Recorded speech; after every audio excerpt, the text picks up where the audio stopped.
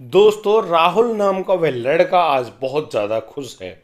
उसकी खुशी का कारण आज उसका जन्मदिन है।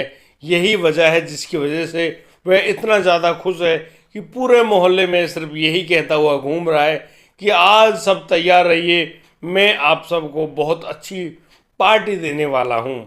जब पार्टी का नाम आता है तो उसके जो भी यार दोस्त उस मोहल्ले में मौजूद है, वो सभी लोग उठ खड़े होते हैं, उसकी बात को मान लेते हैं और कहते हैं कि राहुल, हमें तुमसे पार्टी चाहिए। राहुल सभी के लिए हाँ कर देता है और अब बस इंतजार होता है उस पार्टी का, जहाँ पर राहुल के साथ वह जन्मदिन एक ऐसा काला दिन बनकर आता है जहाँ वह खुद ही अपने बारे में सोचकर परेशान है कि आखिर उसके साथ क्या हुआ। दोस्तों, जिस मोहल्ले में राहुल रहता है वहाँ पर राहुल की उम्र के लड़के उसके दोस्त नहीं हैं। उसके दोस्त 24-25 साल के वो लड़के होते हैं जिन लड़कों के साथ राहुल पार्टी करने वाला है। आखिर उसकी पार्टी में ऐसा क्या हुआ जिसकी वजह से उसका जन्मदिन उसकी ज़िंदगी का सबसे बड़ा काला दिन साबित हुआ। दोस्तों, आपसे गुजारिश है, अंत तक एक सेकंड के भी वीडियो को मिस ना करिए, वरना आप एक ऐसी अहम जानकारी से रह जाएंगे जिसके बारे में आपको पता ही ना चला हो। दोस्तों, जानते हैं पूरी मामले में क्या क्या हुआ है। नमस्कार, आदाब, सत श्री अकाल दोस्तों, स्वागत है आपका हमारे यूट्यूब चैनल किस्से क्राइम की। और दोस्तों, आगे बढ़ने से पहले यदि आप पहली बार इस चैनल पर आए हैं तो हमारे चैनल को सब्सक्राइब करना, नोटिफिकेशन की बेल को दबाना बिल्कुल ना भूलें। दोस्तों, आज का बेहद ही चौंका देने वाला यह मामला सामने आया है झारखंड से।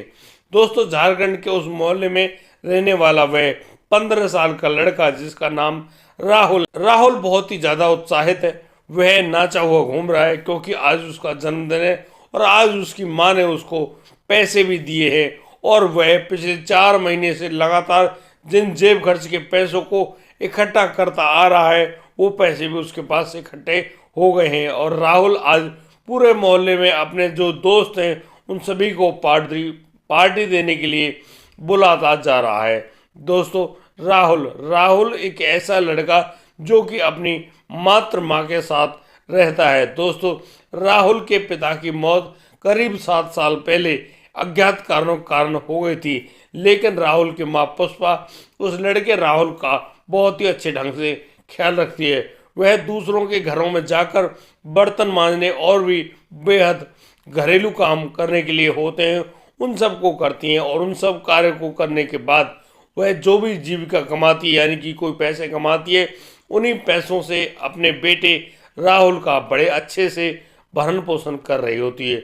राहुल भी काफ़ी अच्छा लड़का है, वह 10वीं क्लास में पढ़ता है। वह सरकारी स्कूल से पढ़ाई कर रहा है और उसके जो भी मित्र हैं उसके स्कूल के ही होते हैं। उसका कोई भी मित्र उस मोहल्ले का नहीं है जिस मोहल्ले में राहुल रहता है। राहुल जिस मोहल्ले में रहता है वहाँ पर 25-26 साल के लड़के ही उसके दोस्त हैं। वो लड़कों को बड़े ही प्यार से राहुल भैया बुलाता है और जैसे ही वह उनको भैया बुलाता है वो चारों लड़के जो उसके दोस्त हैं वो भी अपने छोटे भाई जैसे राहुल पर बहुत ही ज़्यादा प्यार लुटाते हैं। और दोस्तों, इसी के चलते जब भी राहुल को पैसों वगैरह की कोई भी ज़रूरत आन पड़ती है तो वो सब लड़के अपने पैसों से राहुल की मदद किया करते हैं। राहुल भी अपने उन 4 दोस्तों के साथ बहुत ही अच्छे ढंग से रह रहा होता है। उस शाम जब राहुल उन लड़कों के पास पहुंचता है, उनसे कहता है कि हाँ, आज मैं आपको जन्मदिन की पार्टी दूंगा। दोस्तों, वो चारों लड़के उसके जन्मदिन से पहले उस शाम को अपने दोस्त राहुल से कहते हैं कि बेटा, कल तेरा जन्मदिन आने वाला है, हमें पता चला है, अब तो हम तुमसे पार्टी लेंगे।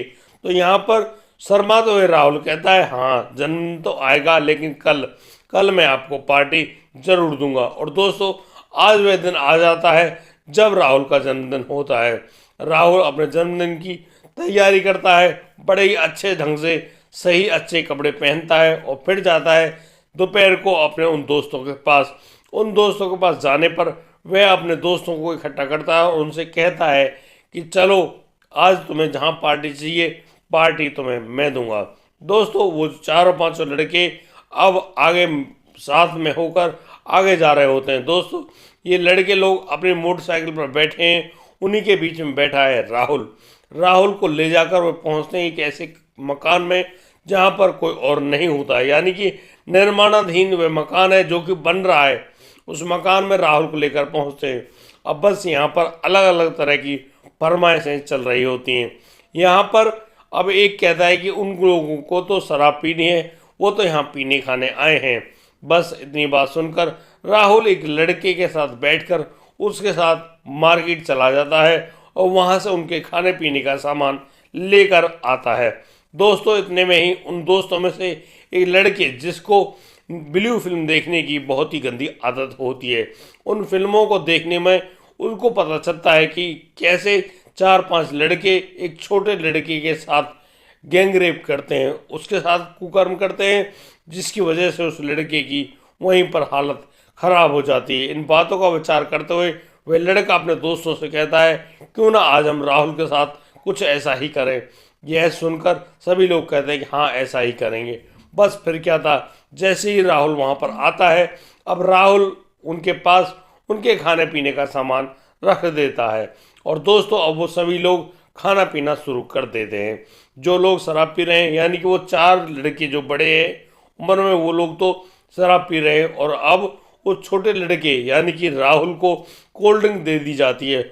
उस कोल्ड ड्रिंक में दोस्तों उनमें से एक दोस्त नशीला पदार्थ मिला देता है। उस कोल्ड ड्रिंक को पीने के बाद राहुल वहीं पर बेहोश हो जाता है और जहां वो लोग शराब पीने में लगे हुए थे उनकी भी हालत धीरे धीरे नशीली हो जाती है।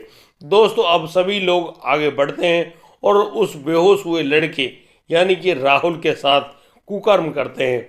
वो एक के बाद एक गैंग रेप कर रहे हैं उस बच्चे का और दोस्तों उसको लगातार इस प्रकार से प्रताड़ित कर रहे हैं जैसे उनके पास कोई अजीब ही मामला आया हो और वह लड़का कोई और नहीं, उनका ही छोटा भाई जैसा राहुल होता है, जो कि उन सभी को बड़ा भाई कहता है। तो राहुल के साथ जब इस प्रकार का गैंगरेप होता है तो उसको बहुत ज़्यादा पीड़ा होती है।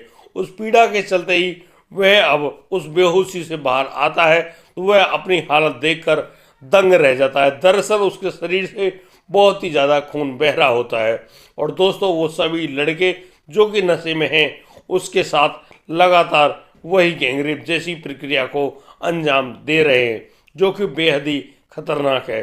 दोस्तों जैसे ही राहुल को होश आता है, राहुल अपने आप को उनसे बचाने की कोशिश करता है, लेकिन नशे में होने के कारण वह अपने आप को नहीं बचा पाता है। वह विनती करता है, उन भाइयों के हाथ जोड़ता और कहता है अरे मैं तो तुम्हारा छोटा भाई हूँ, मुझे तो बख्श दो।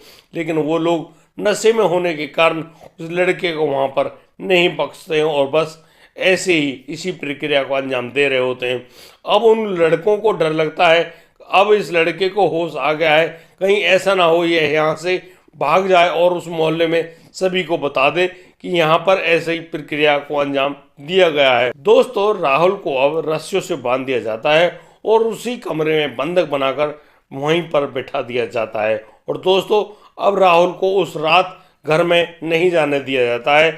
इसी वजह से परेशान होती है राहुल की माँ पुष्पा। पुष्पा जो अपने बच्चे को जगह जगह ढूंढ रही है, उसको उसका बच्चा मिल ही नहीं रहा है। वह इधर उधर हर जगह ढूंढती है लेकिन कहीं पर भी राहुल का कोई जानकारी नहीं मिलती है। दोस्तों अब परेशान होकर राहुल की माँ पुष्पा सीधी पहुंच जाती है पुलिस थाने और पुलिस थाने में जाने के बाद वह पुलिस के सामने रिपोर्ट दर्ज करवाती है कि उसका बेटा आज दोपहर तक तो मोहल्ले में देखा गया, उसके बाद उसकी कोई भी जानकारी नहीं है। पुलिस भी मिली सूचना के अनुसार अब वहां पर छापेमारी यानी कि उस बच्चे राहुल की तलाश करना शुरू कर देती है। दोस्तों वहां पर बहुत सारी पूछताछ होती है और दोस्तों उसी रात अब पुलिस उसकी तलाश के लिए इधर उधर तलाशी ले रही है। दोस्तों पुलिस को पता चलता है कि उस मोहल्ले में जो राहुल के दोस्त होते हैं उनमें से कोई भी दोस्त वहां पर मौजूद नहीं है। आखिर वो कहाँ गए उनके बारे में किसी को जानकारी तो नहीं है, लेकिन पुलिस उन सभी दोस्तों के फ़ोन नंबर की जानकारी जुटा लेती है और दोस्तों बहुत ही जल्दी उन फ़ोन नंबरों की लोकेशन जो है वह ट्रेस कराई जाती है। दोस्तों पुलिस ये जानकर हैरान रह जाती है कि नज़दीक ही एक मकान के अंदर चारों की लोकेशन ट्रेस होती है।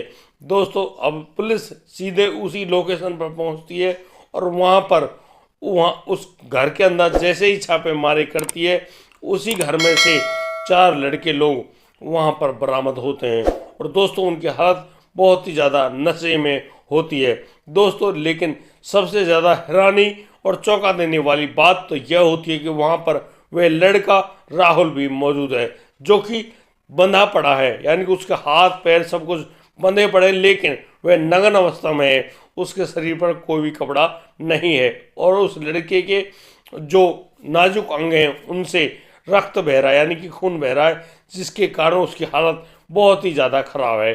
पुलिस बड़ी जल्दी दिखाते हुए उस लड़के राहुल को वहाँ से रेस्क्यू करती है। उसको ले जाकर सीधा हॉस्पिटल पहुँचाया जाता है। उन 4 लड़कों को जो कि नशे में थे उनको गिरफ्तार किया जाता है। गिरफ्तार करने के बाद उन लड़कों को अब जेल के अंदर भेज दिया जाता है। दोस्तों फिलहाल राहुल की जान बचा ली गई है और राहुल अब सही तरीके से अपनी ज़िंदगी जी रहा है कि एक ऐसा जन्मदिन जहां पर जिसको वह ज़िंदगी में भी नहीं भूल पाएगा। दोस्तों हमारा ऐसा कोई मकसद नहीं है कि इस प्रकार की घटनाओं को सुनाकर आप लोगों को परेशान किया जाए। हम लोग सिर्फ आपको और आपके समाज को, अपने समाज को जागरूक करना चाहते हैं, ताकि इस प्रकार की कोई भी घटना किसी के साथ भी घटित ना होने पाए। और दोस्तों आज के लिए सिर्फ इतना ही। अब दीजिए मुझे इजाज़त, मिलता हूँ कल, लाता हूँ एक और नया सनसनीखेज मामला। तब तक के लिए बढ़िया रहें, बेहतरीन रहें, अपना और अपने परिवार का बखूबी ख्याल रखते रहें। जय हिंद, जय भारत।